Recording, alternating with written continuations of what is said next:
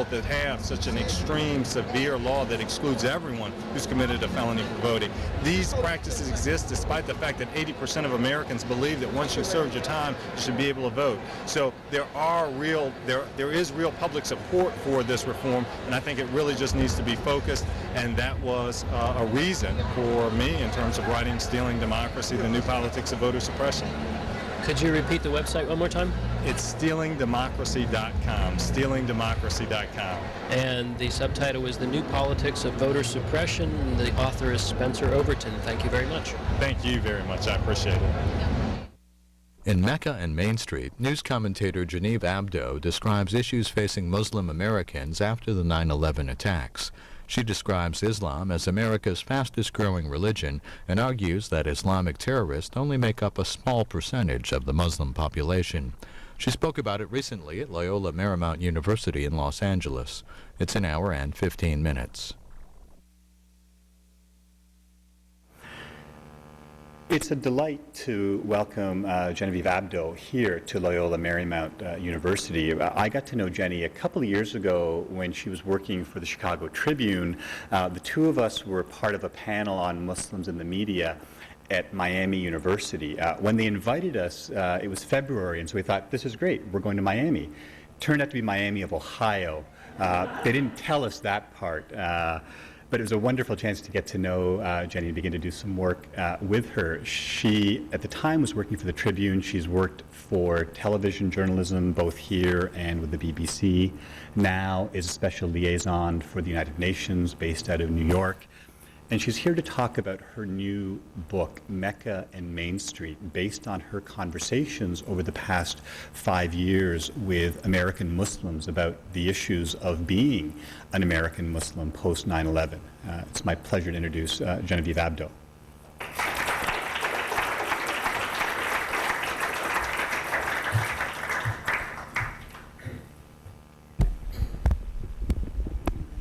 Hello, good afternoon. Thank you for your patience. We had a few technical difficulties, but it's a great pleasure to be here, and I'm very thankful to Dr. Amir Hussain for inviting me, as well as the university.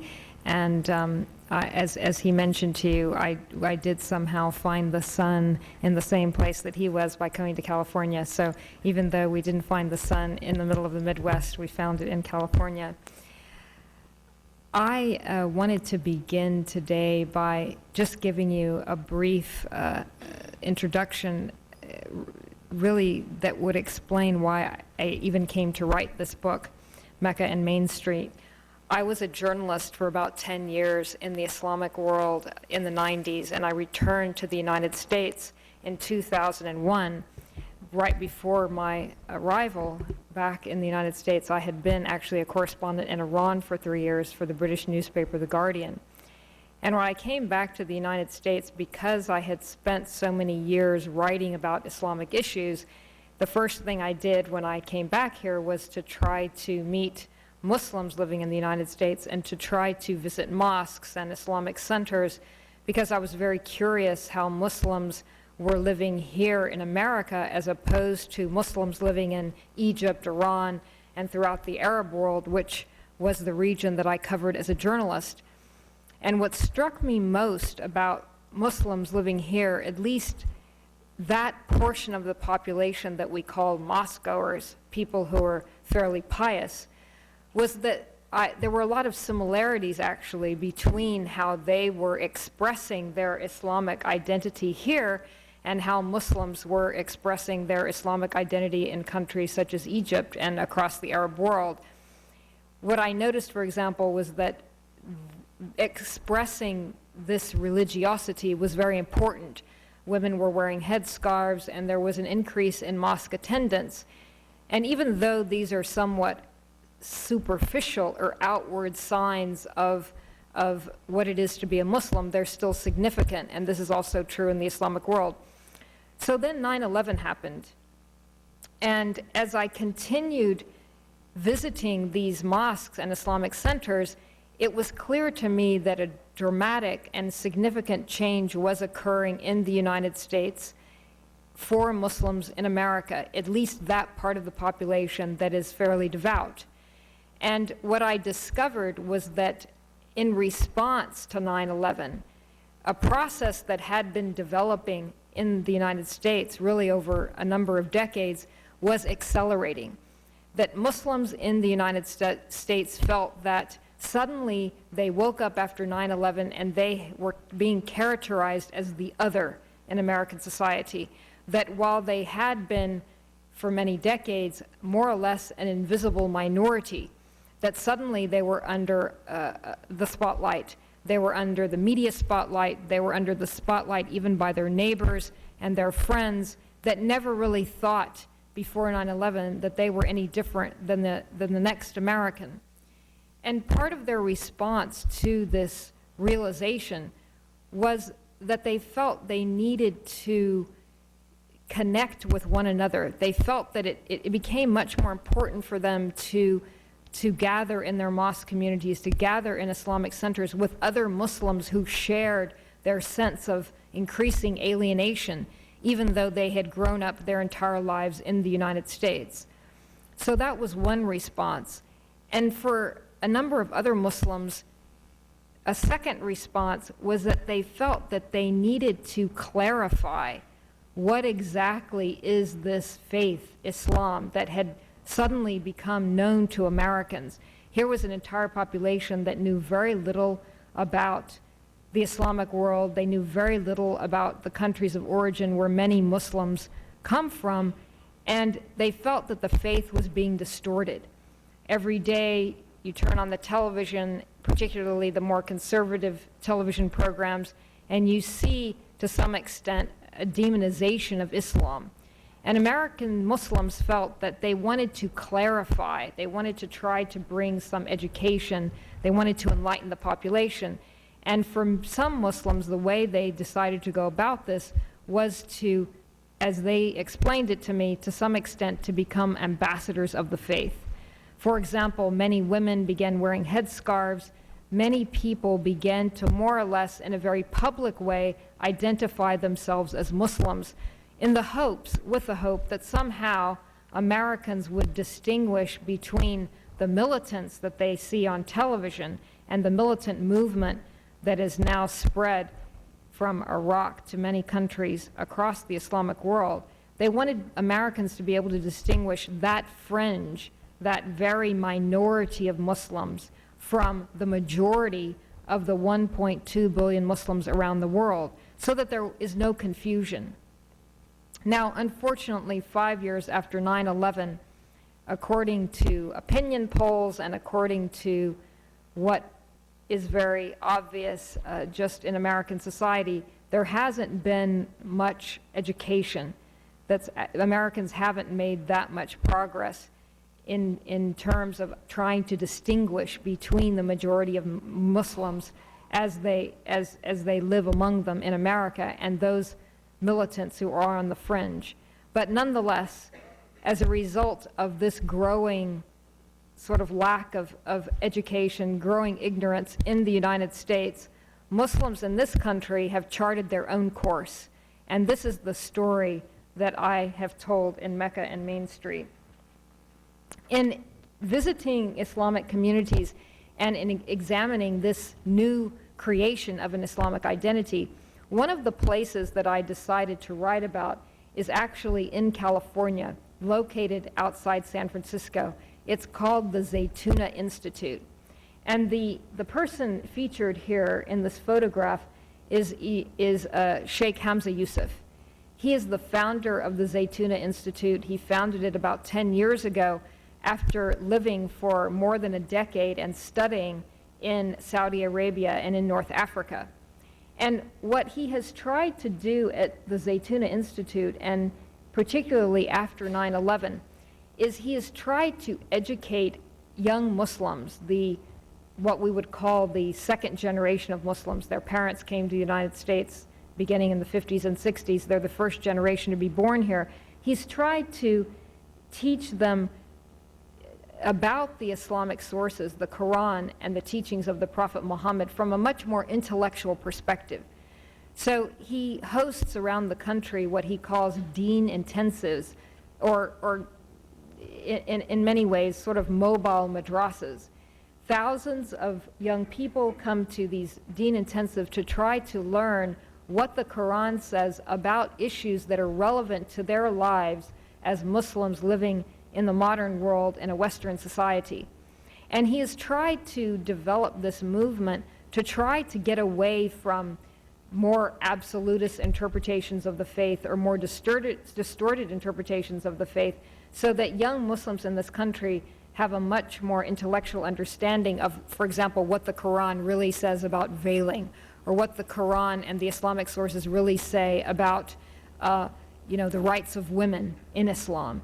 And he's also created this movement so that young Muslims in the United States, to some extent, can adapt the faith to being American Muslims. So when he holds these Deen Intensives, he tells young people, don't try to practice the faith the way Egyptians do in Cairo. You live in the United States now, and we have to examine the texts in order to adapt them to modern life in the United States. And when I did attend some of these Deen Intensives and spent several days actually at one of the sessions that was held in San Jose, I asked many people why they followed him, and it was very interesting because a lot of young people told me that they only began following him after 9/11 for the reason that I mentioned earlier, which is that they felt that they wanted to somehow reconnect with the faith, and they wanted to try to understand their religion, not only for their own development, but so that they could communicate these ideas to the general American population. A second sheikh and religious scholar who is part of Zaytuna is Imam Zaid Shakir. And he brings a completely different dimension to the Zaytuna Institute and to this movement, because he actually is African American, he's a Muslim convert, and Sheikh Hamza Yusuf actually is also a Muslim convert, but Imam Zaid Shakir actually came to this whole subject as an activist during the civil rights movement. And at some point in time, he was also involved in the Nation of Islam. You might be familiar with this movement. One of its founders was Malcolm X.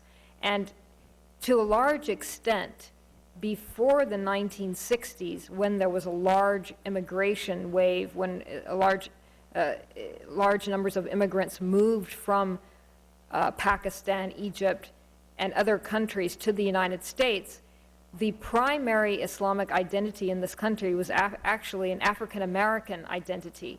The first Muslims to live in the United States were African, and this more or less was the whole way that Islam was characterized in the United States until the 1960s, when the Johnson administration lifted immigration quotas, allowing Muslims to immigrate here. So it's a very interesting mix at Zaytuna between Imam Zaid Shakir, who brings this different dimension to Zaytuna, and Hamza Yusuf, who's a convert. When I interviewed Imam Zaid, during our many conversations, the one thing that impressed me most about his characterization of young Muslims in this country is he calls them the rejectionist generation. And I asked him, well, why do you characterize them that way? And he said, because they're doing two things. They are trying to some extent, deviate from their parents' experience in the United States by, A, trying to intellectualize the faith. In other words, as children, they grew up here, they went with their parents to mosques on Fridays, they prayed and then went home, and the whole mosque experience wasn't a great part of their life. And they listened to imams who often recited from the Quran or recited the religious texts, but never really taught Muslims how to live as a minority in a Western society.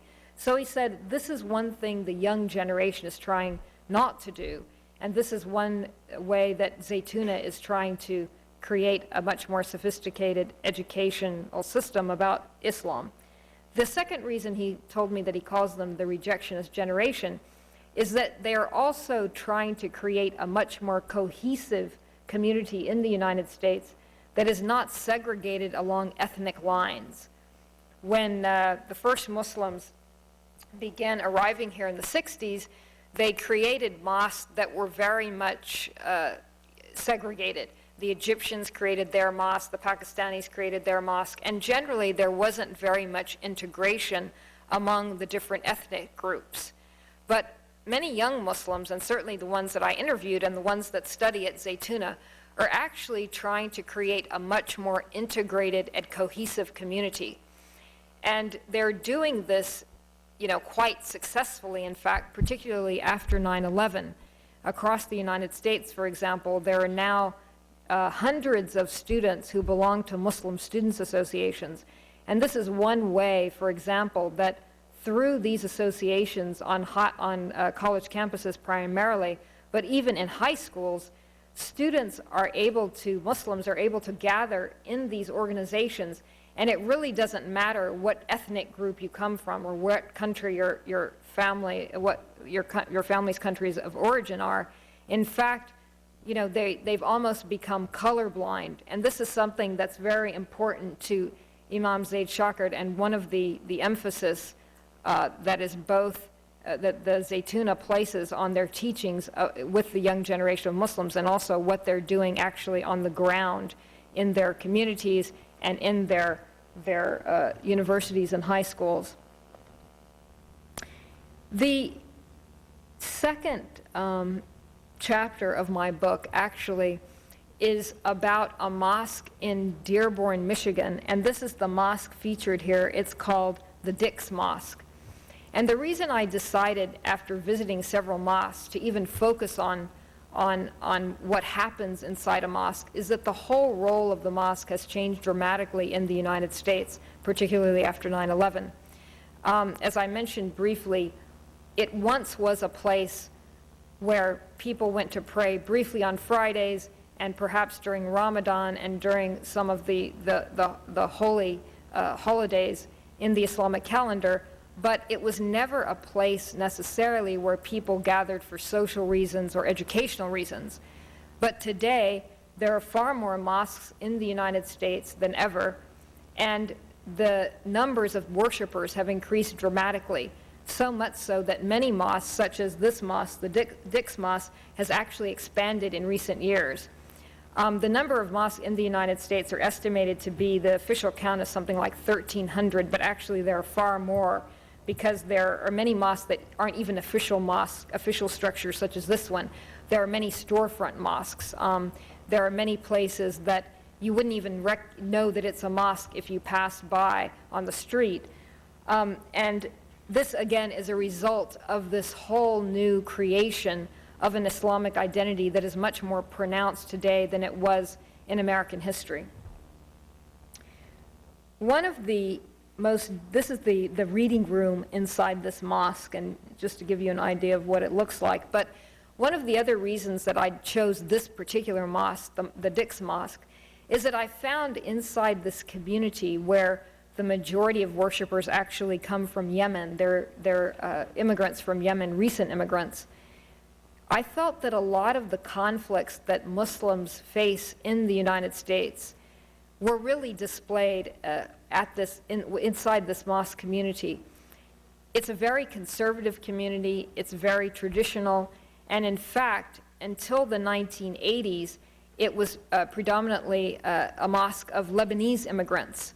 But what happened when many immigrants from Yemen moved to this region, many of whom moved there to work in the Ford auto plants and in Ford manufacturing jobs, when they arrived in this area, they basically, over a long period of time, had a big conflict, a large conflict with the Lebanese immigrants, because their whole idea of what it was to be a Muslim in Yemen was quite different than the way Islam was practiced in this mosque.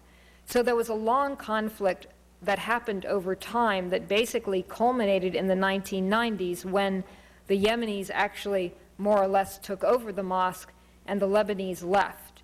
And so what remained was a fairly insular community of people who knew each other to some extent, or either through their extended families, who still had very strong connections back in Yemen, and who basically were far more interested in recreating the village, as it were, in the United States, rather than trying to fully integrate into American society. For example, many of the people at this mosque speak Arabic. The sermon every Friday is delivered in Arabic, and the customs of the community are very traditional. Many of the women, for example, don't work, and even now, their children, their daughters, are discouraged from receiving a university education. And I didn't write about this mosque to try to suggest that this somehow is representative of Muslims across America. In fact, I state in Mecca and Main Street that it is very much an exception. But when I went about trying to interview the young Muslims in this mosque, it was very clear to me that they were trying to reconcile this kind of old world experience from the lives they were living in the United States as young 20-year-olds growing up in this very conservative community.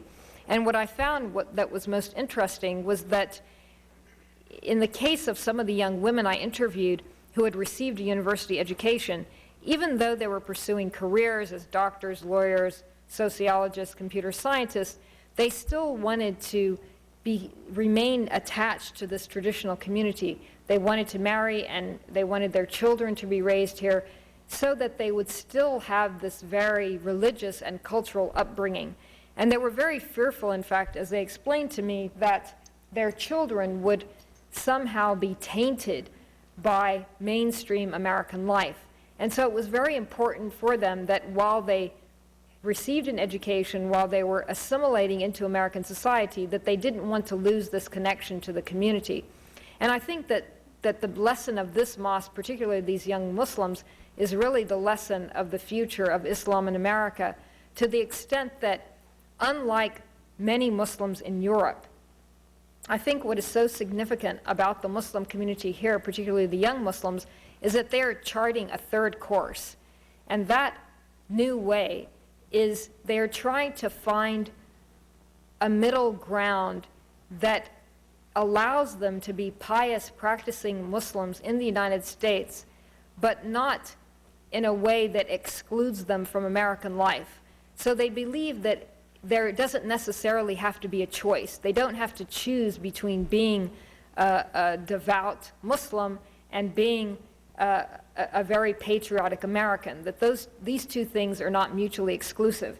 And I think that this is a very important lesson, particularly for non-Muslims, to understand that as we live in the United States and as this expression of an Islamic identity becomes a lot more dominant than it has been in the past, that that's not something to fear, that Muslims don't view it that way in the United States. They don't view that they have to make a choice.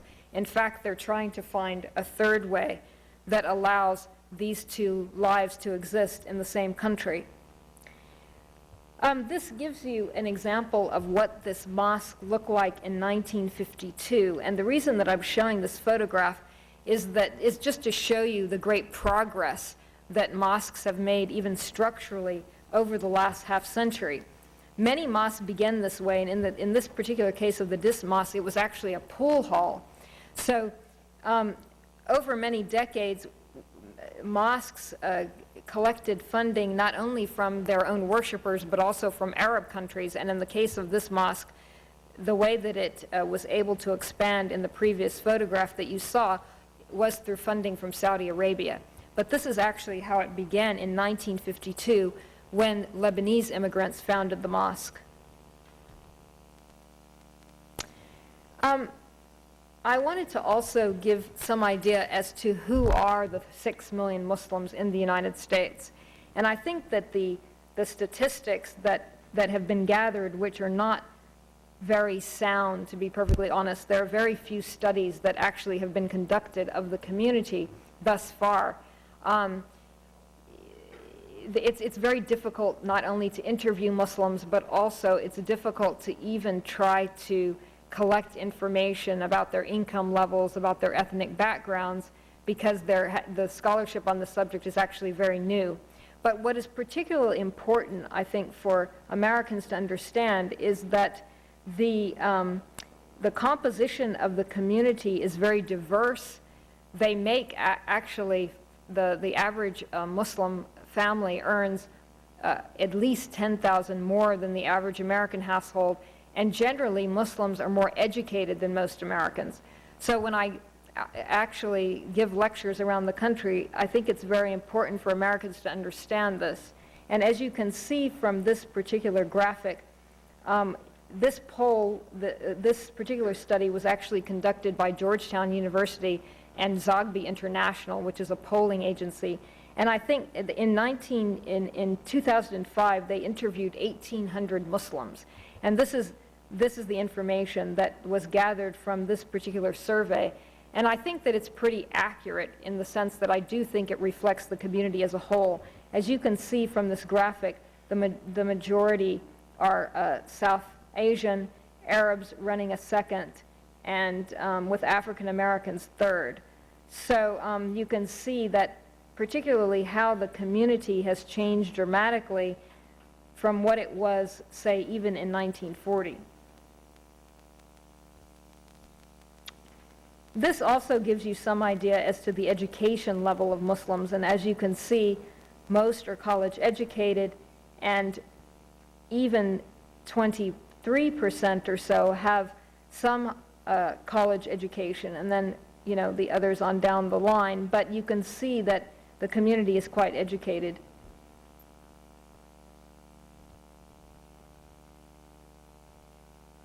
This also just gives you some idea as to, you know, the fact that obviously marriage is very important among American Muslims, with 70% married, at least among those surveyed. And also, this is a very interesting statistic because it shows us that Muslims, by and large, prefer to marry other Muslims. And this is also what I found in interviewing particularly young Muslims around the country. In fact, there are actually, I don't want to call them dating services, but matchmaking organizations that have been developed so that young Muslims can meet other young Muslims. And they're actually very successful and are proliferating.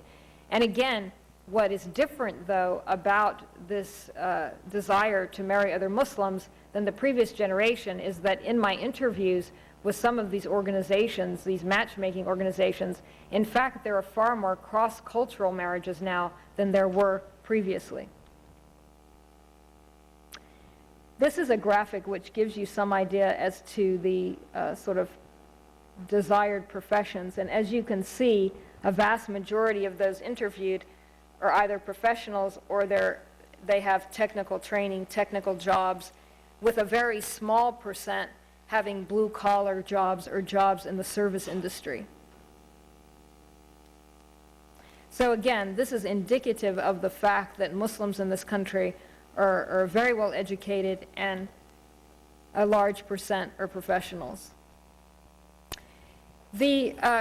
Another subject that I wrote about in my book, which I think is very important in trying to bring some understanding to this subject, is the whole issue of women's rights in Islam.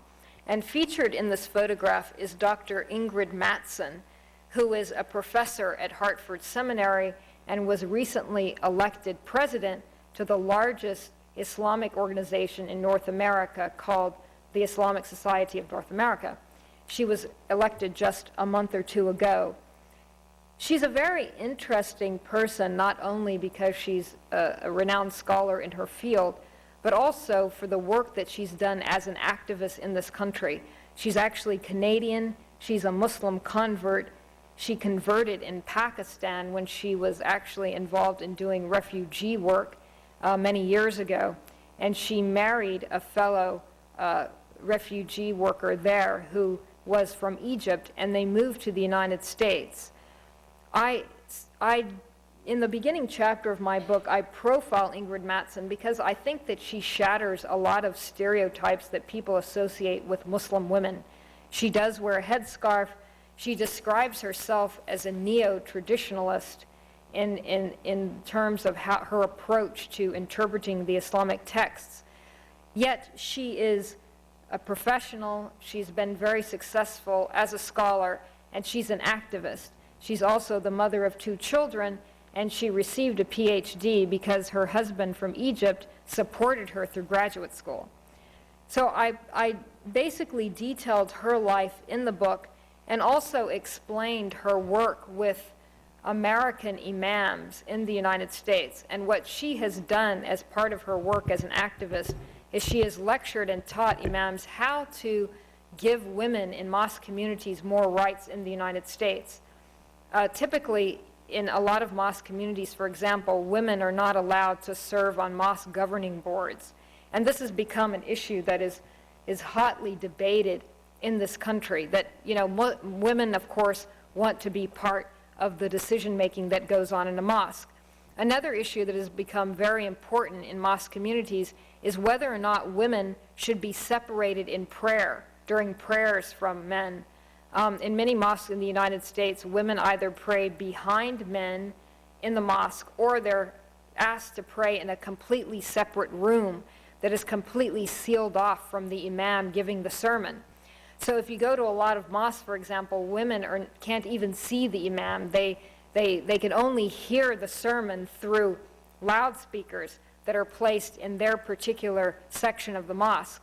And a lot of Muslims actually joke that there must be some conspiracy in the United States because all the loudspeakers in all the mosques are so scratchy that the women can never hear the imam. And I witnessed that to some extent myself. It seemed that every mosque I visited, there were these old scratchy loudspeakers. So this whole issue has become very important to women.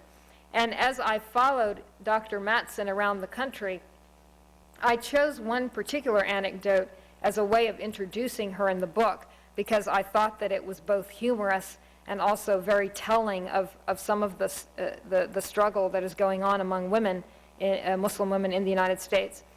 I followed her to one particular seminar that she gave in the Midwest, and she began the seminar before an audience of about 10 imams, and 2 were women and the others were male. And the first thing that she said to them was, okay, I want all of the males in the room to take their chairs and move to an adjoining room, while I give the lecture. So they didn't really know what was going on. They seemed very confused, but nonetheless, they took their chairs and went to an adjoining room that is much like, a room in this auditorium. It's closed off. And so as soon as they had settled in, she continued her lecture, and she heard them yelling from the other room, "We can't hear you." And she said, well, I hope you understand the point, that this is how Muslim women live their lives every Friday when they attend mosque prayers. They can't hear the imam. So she's been very effective as an activist and also as a scholar in the United States in promoting women's rights. Now, what's very significant also about Ingrid Mattson is that, as I mentioned earlier, she describes herself as a neo-traditionalist as opposed to other women activists in the Islamic community who wouldn't necessarily characterize themselves that way. Ingrid believes, for example, that women should pray behind men in a mosque. She believes that women should not lead a prayer in a mosque. And these are some of the ideas that have been part of a very public debate about women's rights. There's another professor by the name of Dr. Amina Wadud, who, to some extent, is at odds with the ideas of Dr. Ingrid Mattson, to the extent that she would, I guess, characterize herself more as a progressive Muslim. And of course, this terminology is always flawed, but as a sort of a lack of a better description, that's how her particular, I guess, views would be characterized. She believes, for example, unlike Ingrid Mattson, that the Islamic sources should not be in any way interpreted or studied literally, that they should only be a form of guidance for Muslims living in the modern world, that we shouldn't necessarily assume, for example, that the Islamic tradition calls for pious women to wear headscarves, that all of these types of issues, particularly regarding social matters, should be re-evaluated because Muslims now live not only in the modern world, but in the United States and Europe, live as minorities in Western societies. In the spring of 2004, in fact, Dr. Amina Wadud led a prayer service in New York for mixed worshipers, Muslim worshipers. And this became a very, very controversial act. And in fact, it inspired global attention from religious scholars from Al-Azhar in Egypt to Saudi Arabia and across the Arab world. And this whole discussion of women's rights was again part of the public debate. And the question was asked, well, why can't a woman lead prayers in mixed company? And a lot of religious scholars issued fatwas, or religious decrees, saying that this is not part of Islamic doctrine, that this violates the faith. And in a sort of, even though it was unintended in terms of what emerged from this whole incident, in many significant ways, it really brought this whole issue into the public debate more so than it had been in the United States among women fighting for their rights in mosque communities, and mosques predominantly dominated by men. So it was a way, even though the incident was frowned upon by many Muslim women, including Dr. Ingrid Mattson, it was an incident that inspired a public debate that is much more dynamic today than it was before that time. The last topic that I wanted to discuss today is the whole issue of Muslims who are converting to Islam. In my book, Mecca and Main Street, I focused primarily on Latino Muslims, and this is actually Marta Hernandez, who is an activist in LA. And she became a convert many years ago. She actually grew up as a Catholic. She's from Mexico. And when she decided to try to create an organization in her mosque in the southern part of LA, there were no Qurans in Spanish. There were virtually hardly any Muslims, Latino Muslims, interested in Islam. But over the last 6 years now, or 7 years, she has managed actually to create a very active organization inside her mosque community. They now have Qurans in Spanish, and the numbers have grown in terms of not only the Latinos who have converted, but she's also connected now with Latinos across the United States who have converted to Islam. And the reason that I chose particularly Latinos is that in my interviews with them, it was very interesting that they made similarities between Islam and Catholicism. And when I asked them, well, why are you converting to Islam? They told me that they found that during their years as Catholics, they found that they were practicing almost a blind faith, and that they never felt that by reading the Bible or by attending Catholic schools, they never felt that they could answer definitively a lot of theological questions that they thought about that were particularly relevant to their lives.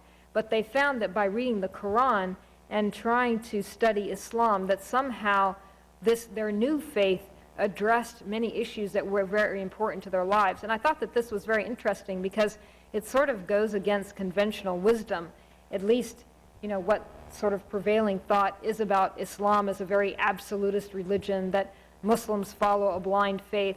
But in fact, these Catholics that I interviewed had a completely different response. And as you all probably know, having, now attending this university, there are many Catholics across Latin America now that are converting to Islam, and it's something that is of great concern to the Vatican, and certainly was of concern to Pope John Paul, the previous pope.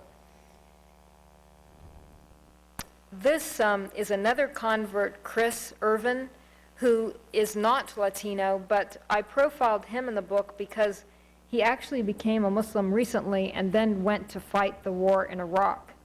And in the book I explain, again, all of the conflicts that he faced in having converted to this new faith and then being told that he had to confront his fellow Muslim brothers in Iraq.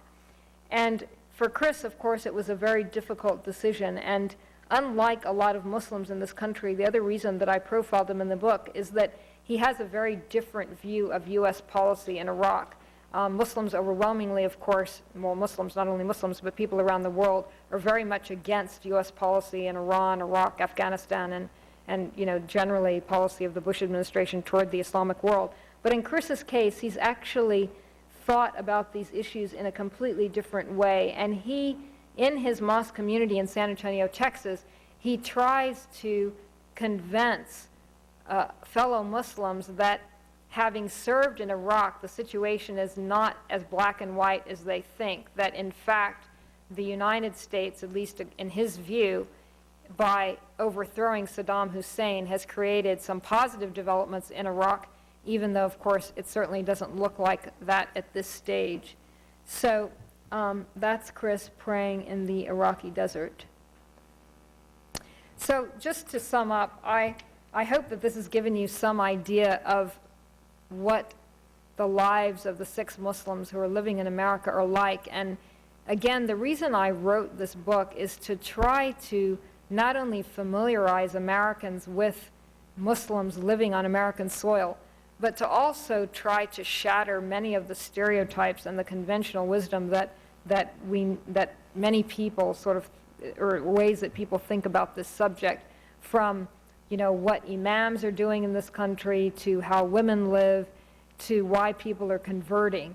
And I tried in the book to try to create what I think is a much more realistic picture, so that as we get farther and farther away from 9/11, and as public opinion in this country continues to grow more and more negative toward Muslims and Islam, that at least for people who are familiarizing themselves with Muslims living in their community, they might reach the conclusion that these expressions of piety aren't necessarily something to worry about, that this is part of what it means to be a Muslim, not only in this country, but in many parts of the world, and that this is not, contrary to what the media might report, or contrary to the public images of Muslims in the United States, that this is not something to be concerned about, that rather Muslims, just like any other faith, are appreciating their Islamic identity, and this is something that should be allowed to continue and in fact welcomed. Thank you very much.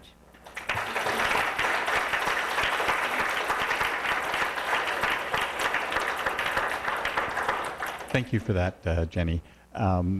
Two sort of things before we go to the question and answer. One is that after our question and answer period, we'll have a wonderful reception upstairs in the Marymount Institute, so you're all invited to come upstairs after we finish here to the 3rd floor, and Jenny's book will be available for sale there. We have someone from the LMU bookstore who will be selling the book upstairs. So we do have about 15, 20 minutes or so for questions, answers, discussion. So who would like to begin?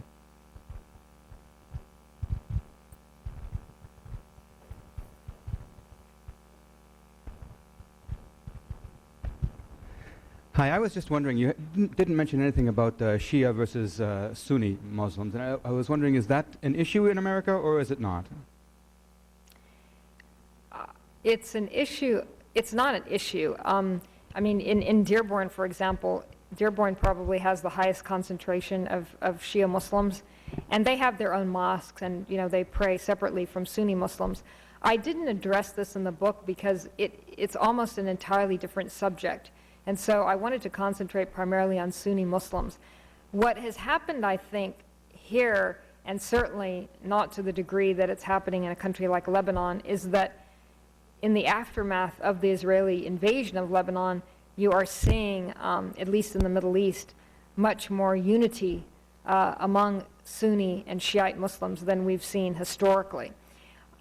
And I think that that's a very important development, but it's not so applicable to the United States because there's not such a separation. I mean, even in Dearborn, for example, even though people pray in separate mosques, socially they're integrated, and there's not that much of a divide.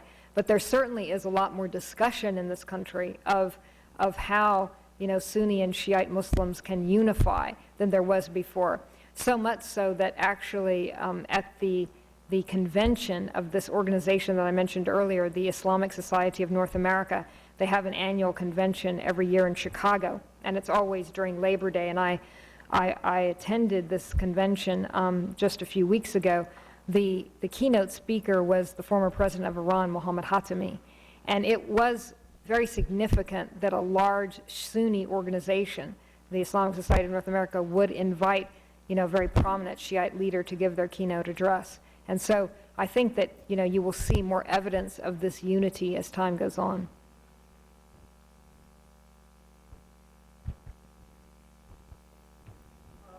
What I'm interested in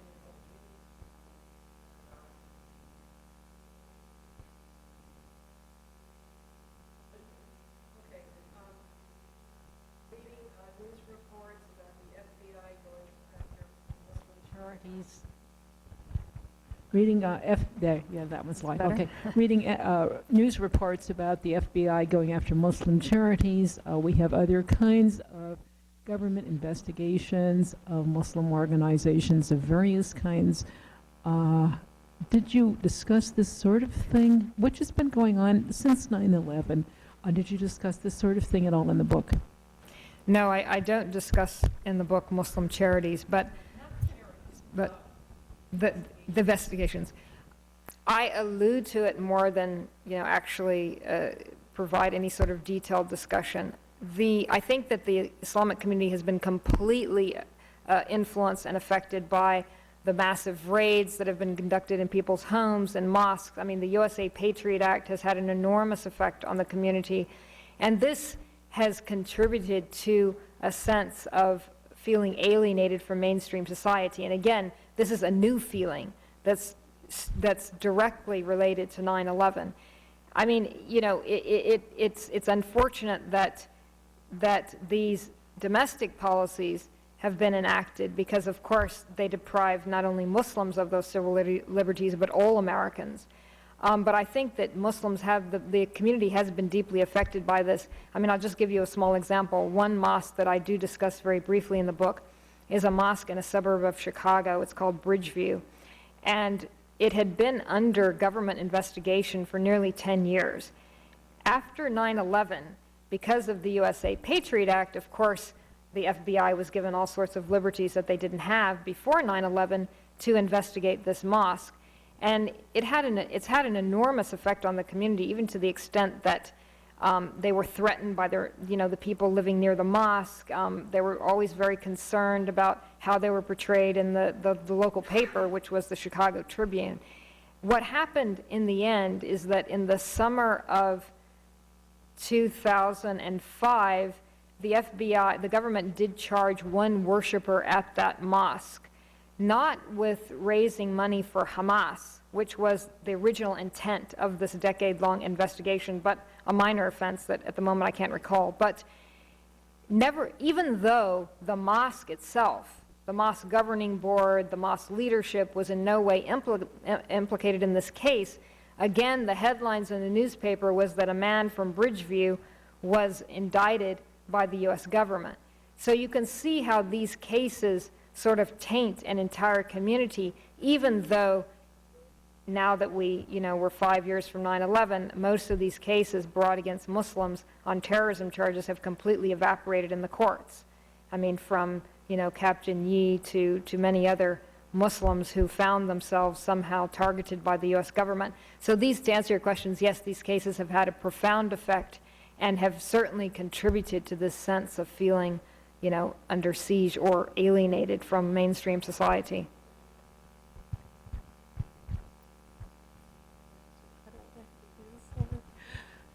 Hi, thank you for your talk. I really enjoyed it, and I brought my African American social thought class. We decided to do this instead of having a regular class. And I was glad that you talked a little bit about African American Muslims. I was wondering if you could speak more about the racial politics of Islam in America, the ethnic and racial hierarchies that are involved, and also, especially given 9/11, the racialization of Islam, the racialization of a religion so that it's primarily associated as being Arab, and the increasing problem of specifically anti-Arab and simultaneously anti-Muslim discrimination. That's a really important topic, and before I offer an answer, I'll refer you to an excellent book that was actually written recently, published by a professor at the University of Michigan, Dr. Sherman Jackson. It's called Black American Islam. And in this book, he describes not only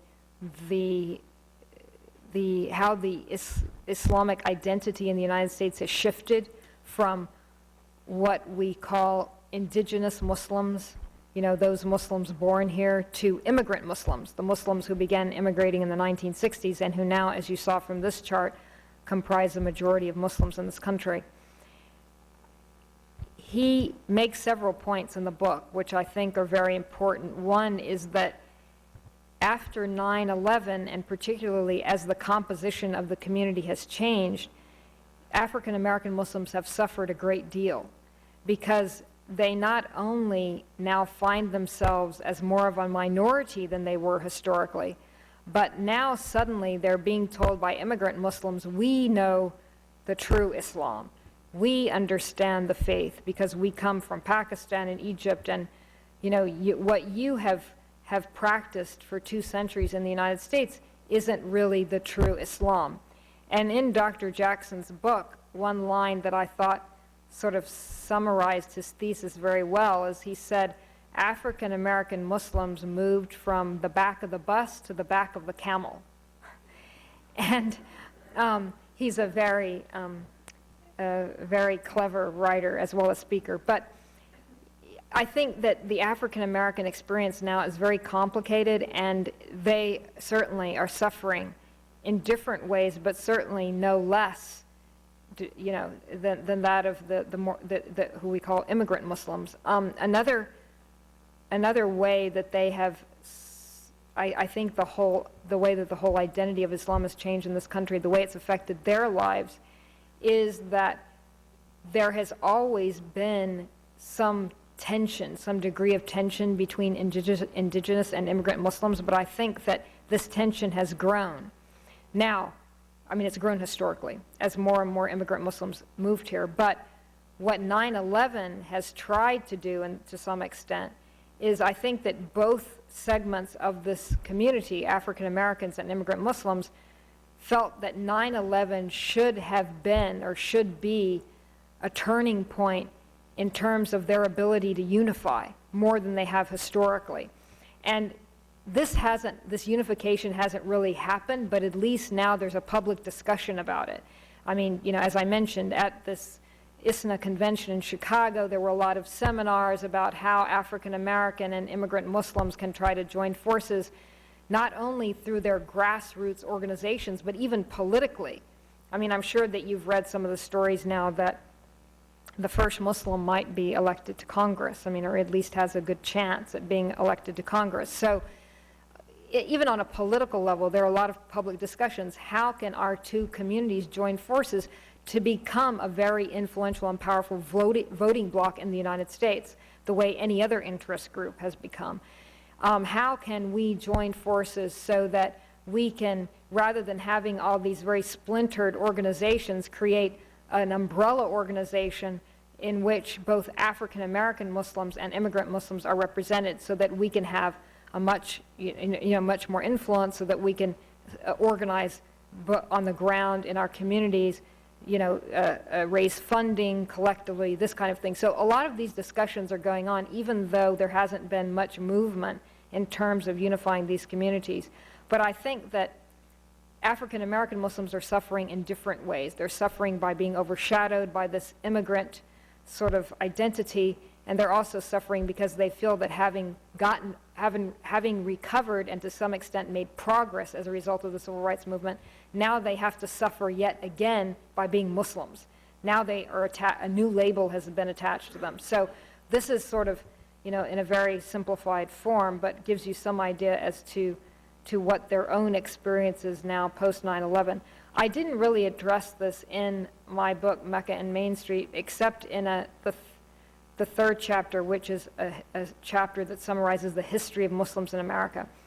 But that's the only way that I really address that, because that's actually a completely different subject. I mean, the whole history and development of African American Islam. But Dr. Jackson's book, I think, is excellent reading on this subject. Hi, thank you for coming. I was going to ask you, it seems to me that since 9/11, relations between Muslims and Christians and Jews have been a little strained. Has there been any efforts from the Muslim community after 9/11 to improve those relations, specifically, obviously, with what's going on in Iraq, and then with the recent, war with Hezbollah and Israel? Specifically, I guess I'm interested in the younger community, like people in our generation. I'm glad that you asked that question because typically people always ask me, well, why doesn't the Islamic community do anything? You know, why do they expect Americans to reach out to them? Where are these Muslim leaders condemning, militant attacks? And why isn't there ever any outreach from the Muslim community in the United States? And in fact, a lot of progress has been made, not only in mosques, but through Islamic organizations to have interfaith dialogue, for example, with synagogues, with churches. There is a lot of outreach that is going on that didn't exist before 9/11. Many mosques now, in fact, have what they call open house, particularly during Ramadan, where they invite, non-Muslims to come and visit the mosque. The MSAs, the Muslim Students Associations, are also doing this on campuses across the United States.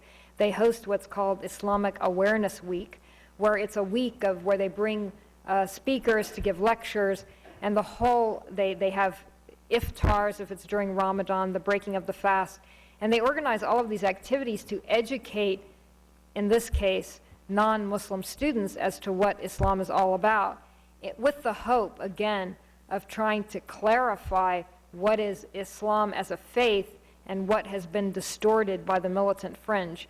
So there's a lot of outreach that has been initiated by Muslims in this country. The problem is it gets very little media coverage, and people don't really know it exists. And, as I mentioned, repeatedly people ask me, well, why doesn't the Islamic leadership condemn, militant attacks? If you go on their websites or you read their press releases by not only ISNA, the organization I mentioned, but the Council on American Islamic Relations, you will see that every day there are statements issued on their websites or there are press releases that are being issued calling for interfaith dialogue, calling for more understanding and more communication, relationship with other faiths, and also condemning these kinds of militant attacks. Having said all this, from my own experience in observing some of these interfaith dialogue sessions, which Muslims in this country have initiated, the problem is that dialogue now just about religion, in terms of when it involves Islam, has not been very effective. Because, for example, when clerics get together with rabbis, if they're only talking about religion, the elephant in the room is always politics. And to ignore, because religion now is so much part of political life, to sort of divorce politics from the conversation never really gets to the heart of the matter. So what happens after these interfaith dialogue sessions that on the surface seem very positive and people have a very amicable relationship, the clerics go back to their mosque and denounce U.S. policy toward the Middle East that is very favorable toward Israel, and the rabbis go back to their synagogues and talk about extremist Muslims. So it's great that there is interfaith dialogue, but the next stage has to be reached, which is to also, in these discussions, talk about very sensitive political issues, because that's really that's what the cause of the underlying tension, and unless those subjects are addressed, there's not really going to be much progress, in terms of these sort of discussions that focus primarily on religion.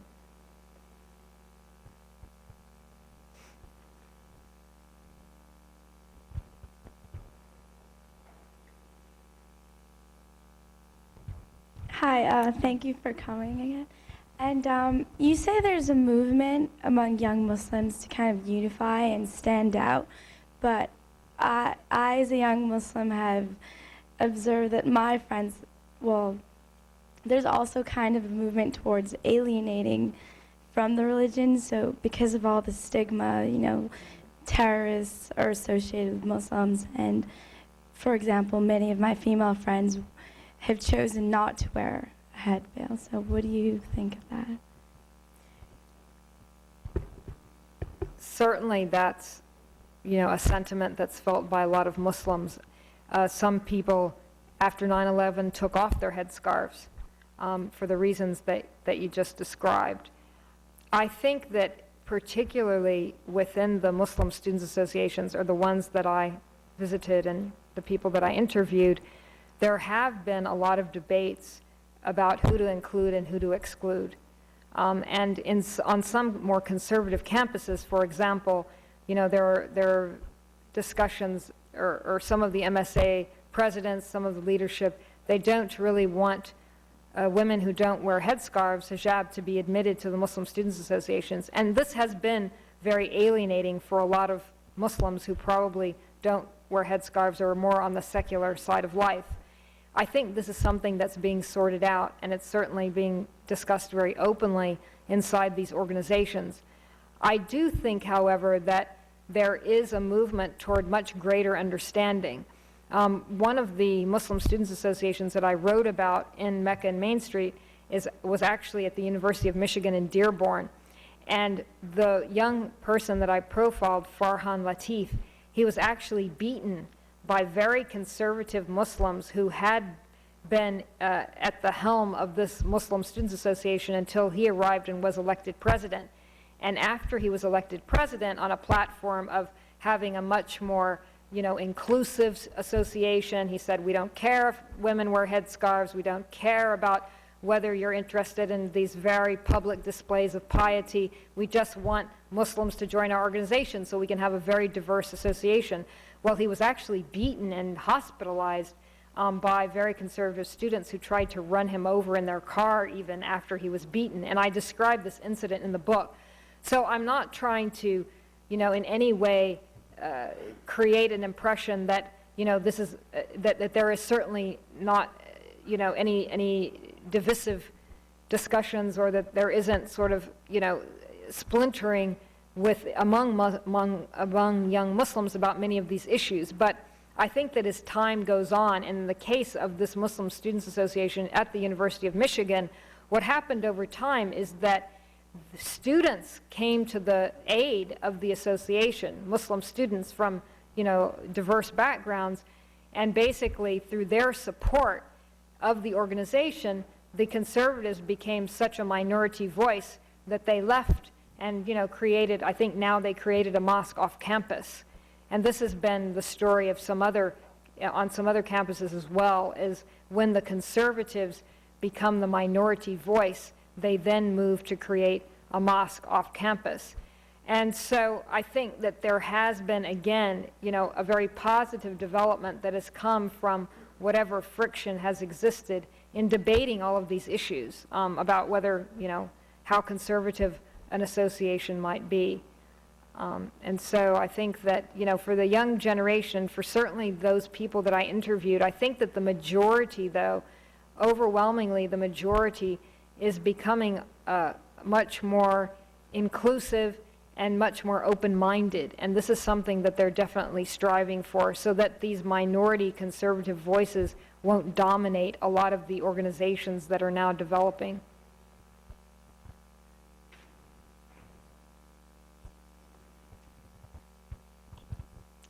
I want to further ask about what you were just talking about, the conservatives versus the progressives.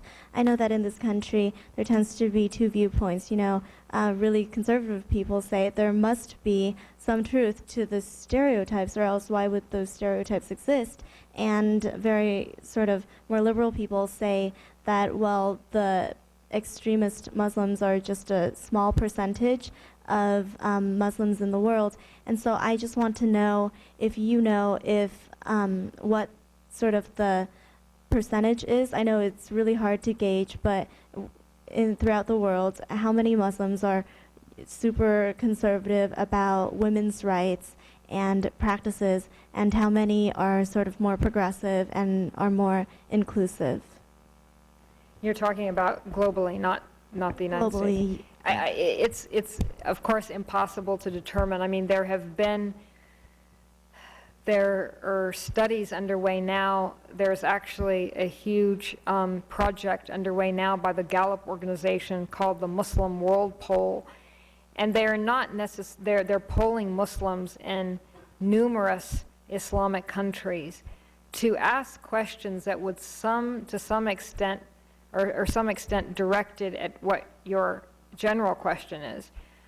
They're asking specific questions such as, do you believe, Islamic law should be the primary source of legislation in your country, a primary source, or no primary source.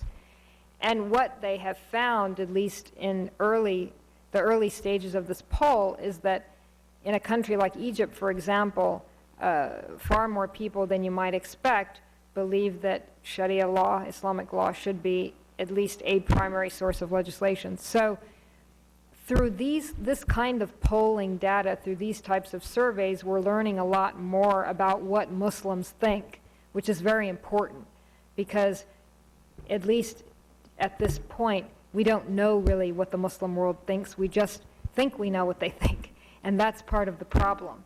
And particularly, not only the media in the United States, but the media globally has, I think, contributed to a lot of sort of the cliches and stereotyping that goes on, and there isn't really empirical data to tell the world, how do Muslims feel about the West? How do even Muslims in Europe feel about the West? What are their views about, living as a minority in a Western society? All of these types of things. But fortunately, even though these studies haven't existed in the past, some are underway. So, to answer your question, it's almost impossible to tell, except that the only other thing I would like to say is that religious scholars around the world are trying to do their part to educate their populations so that people can distinguish between the extremists and sound, religious scholarship on the subject, so that Muslims can distinguish between what they might see on an Islamic website that's used to recruit, radicals, and what they're hearing in the mosque, so that they can decide, okay, this person is a religious authority. What I'm reading on this website is not. This is more of a distortion of the faith. So there is a big movement now underway in many Islamic countries to educate particularly young Muslims so that they can distinguish between these two things, what is actually doctrine, the principles of the faith, and what is more oriented in politics. And so I think that, again, that's definitely a positive development. You sometimes hear people make references to cultural Catholics and cultural Jews, a notion of Catholic or Jewish identity that encompasses both the religious and the secular, that's founded more on traditions and festive culture and places of origin and so on. And I'm wondering if you're seeing any attempt within the Muslim community in the United States to maybe redefine what it means to be Muslim, or not redefine, but tinker with what it means to be Muslim in more cultural terms, to kind of allow for the transcendence of ethnic differences, of that Shia-Sunni split, but also the split that you've touched on in answer to more recent questions between the more religious and the more secular within the Muslim community? Or is the identity still pretty much tied to the mosque and to religiosity? No, I think that even though, my book was focused on a particular part of the population, I think that there is definitely an awareness of trying to create a community that, as I said, that it addresses all these cross-cultural issues. And I'll just give you one example. There are a lot of now Muslim musicians in the United States, and a whole genre of music now has become very popular called Islamic hip-hop. In my book, I actually write about very popular Islamic hip-hop concerts in Chicago. And a young Muslim activist by the name of Rami Nashashibi, he created an organization in South Chicago to try to bring very impoverished Latinos, African Americans into the faith. And part of his strategy, if you want to call it that, is once a month, his organization called Iman hosts Islamic hip-hop concerts, and they even bring musicians from California, as far away as California, New York, to Chicago to have these concerts, and they're really successful. They're so important sociologically. Again, it's a place where Muslims from all sorts of ethnic backgrounds gather. It's also a way that Muslims can have a very active social life without alcohol, without some of the things that we associate to social activity.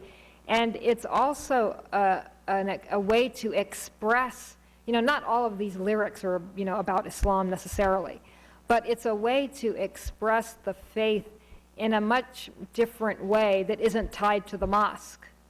So I don't mean to give the impression that all of these young people are only going to mosques, and they're doing a variety of things, and Islamic hip-hop is one way that has certainly created a very dynamic environment for young Muslims, and it's a way also that, they're bridging this huge cultural gap that had existed. And in fact, as I wrote about in the book, there are now women who are some of these hip-hop singers.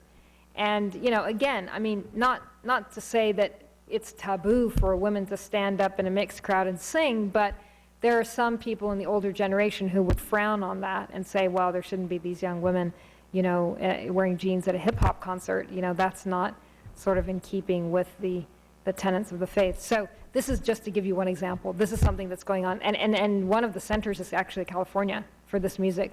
There's a very popular musician called Napoleon, who is actually based in LA. And just not to get off on that topic, because it's actually, it interests me, I hope it interests other people, but another way that Muslims are not only, creating sort of a cultural environment within their community, but also making sort of, trying to bridge this cultural gap with Americans and with non-Muslims throughout the world is through comedy. There's actually a very famous comedian named Azhar Osman, who's just hysterical. He's very, very funny, and he's now become an international star. He lectures around, he gives his comedy act around the world. He's invited to embassies to perform before diplomats, and he does, his comedy is so clever. If you actually picked apart what he does, in a very brilliant way, he plays off these stereotypes to show non-Muslims how ridiculous the stereotypes are, but to also show Muslims how also at times ridiculous they seem to people who are totally, unfamiliar with their culture and religion. One act that he does that's really funny is he reenacts his experience in going onto an airplane. And he actually looks, if you see photographs of him, he looks like an overweight Osama bin Laden. He has a really long beard and he's overweight, and he looks quite intimidating and menacing. If you saw him on an airplane, you would be very alarmed.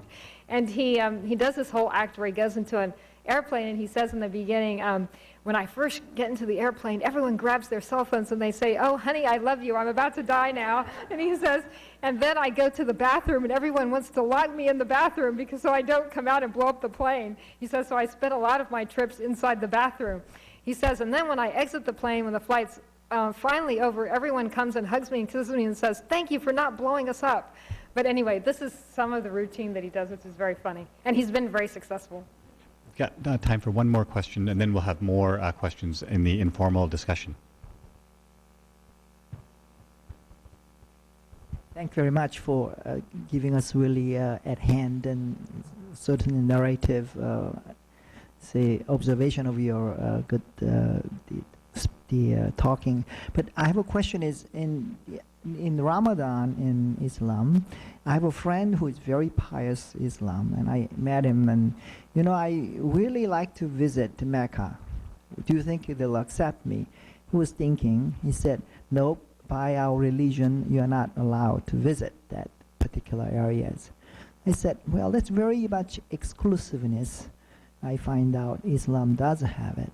And when I'm thinking about Catholic and other religions, it's very rather open. He asked me, when you go to Buddhist temple, they will allow you to go in? Yes, I said, I did. So I was kind of ask you religious questions, how exclusiveness Islam is playing a role in terms of holding on their faith, it's important, but on the other hand, to have communication open arm like a Catholic. I think that, certainly this is more of an issue in a place like the United States or Europe, where you have, Muslims interacting regularly with non-Muslims. I think that, again, even though the tendency in the past has to be not so inclusive, I think that that's changing. For example, you know, as more and more people around the world convert to Islam, this is something, of course, that not only religious scholars, but the common Muslim is embracing.